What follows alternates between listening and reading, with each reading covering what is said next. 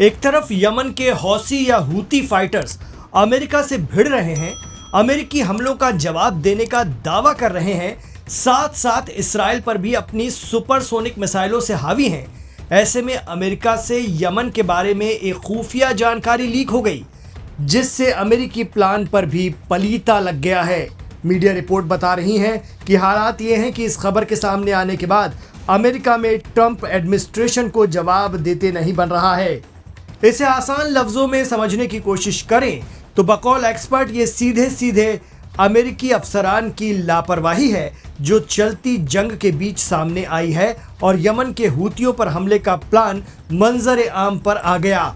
कहा तो ये भी जा रहा है कि अमेरिका यमन के हौसियों या अंसारुल्लाह पर अगला हमला कब करेगा, ये प्लान भी लीक हो गया है और ये एक अमेरिकी पत्रकार या सहाफ़ी के जरिए किया गया है। लेकिन इसे अमेरिका की सिक्योरिटी में एक बहुत बड़ा डेंट माना जा रहा है। दरअसल ट्रंप कैबिनेट के बड़े अफसरान ने यमन में अंसारुल्लाह पर हमले की सीक्रेट प्लानिंग पर चर्चा के लिए एक मैसेजिंग ऐप पर ग्रुप बनाया था। इस ग्रुप में बेहद संवेदनशील या हसास जानकारियां शेयर की जा रही थीं। मसलन यमन में हूती विद्रोहियों पर अमेरिका अगला हमला कब करेगा, यह हमला कितने बजे किन किन हथियारों से किया जाएगा। लेकिन गड़बड़ उस समय हो गई जब अमेरिका के नेशनल सिक्योरिटी एडवाइजर या NSA माइक वॉल्ट्स ने इस मैसेजिंग ऐप सिग्नल में द अटलांटिक मैगजीन के editor in chief Jeffrey Goldberg को ऐड करने की रिक्वेस्ट भेजी। इस ग्रुप में अमेरिकी vice president JD Vance, defence minister Pete Hegseth, वजीर दाखिला या foreign minister Marco Rubio, NSA Mike Waltz, director of national intelligence सहित कई आला अफसरान जुड़े हुए हैं। अटलांटिक मैगजीन के एडिटर गोल्डनबर्ग ने कहा कि 11 मार्च को मुझे माइकल वॉट्स नाम के एक यूजर से सिग्नल पर कनेक्शन रिक्वेस्ट मिली। सिग्नल एक open source encrypted magazine service app है जो पत्रकारों के बीच ज्यादा पॉपुलर है। गोल्डबर्ग कहते हैं कि शुरुआत में मैं समझ नहीं पाया कि ये माइकल वॉट्स ट्रंप कैबिनेट में NSA वॉट्स हैं।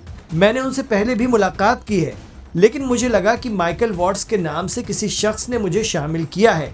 लेकिन बाद में मुझे एहसास हो गया कि मैं ट्रंप की कैबिनेट के साथियों के साथ इस ग्रुप में जुड़ गया हूं।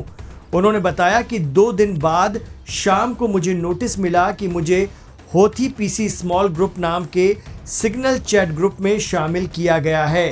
इस ग्रुप में शामिल होने के बाद ये मैसेज किया गया कि हूती बागियों पर हमला करने के लिए इस ग्रुप के जरिए कोऑर्डिनेशन किया जाएगा। गोल्डबर्ग चूंकि एक पत्रकार हैं, इसलिए उन्होंने द अटलांटिक मैगजीन में इसे लेकर एक आर्टिकल लिखा है जिसमें उन्होंने बताया कि मुझे 15 मार्च को यमन में हूती विद्रोहियों के ठिकानों पर बमबारी से 2 घंटे पहले पता चल गया था कि हमला हो सकता है। फिर क्या था, अमेरिका में तहलका मच गया और जब प्रेसिडेंट ट्रंप से इससे जुड़ा सवाल पूछा गया तो उन्होंने अटलांटिक मैगजीन पर ही सवाल उठा दिए।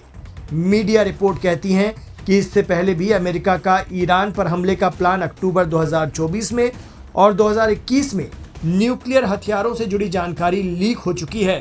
बहरहाल अमेरिका के हर वार पर पलटवार कर रहे हैं यमन के हौसी। अब ये जंग कितनी बड़ी होती है और कहां तक फैलती है, ये देखने वाली बात होगी।